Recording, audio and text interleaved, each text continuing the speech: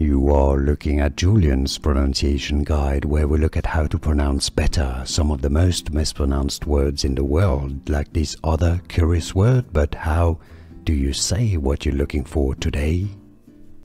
Let's learn how to pronounce this prefix, let's call it. This is generally pronounced phyllo. That's your English pronunciation, comes from Greek meaning leaf. Right, so when you see this in a word, it's generally pronounced as phyllo. This is also the name of a pastry, phyllo, pastry, as in leaf, pastry, right?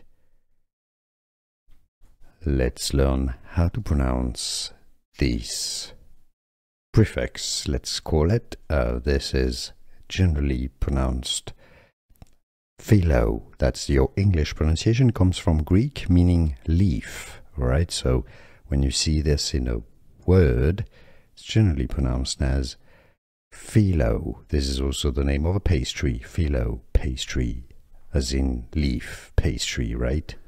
Here are more videos on how to pronounce more confusing words and names too many mispronounced. Like this video if you found it useful. I appreciate your support. I'll see you soon and thanks for watching.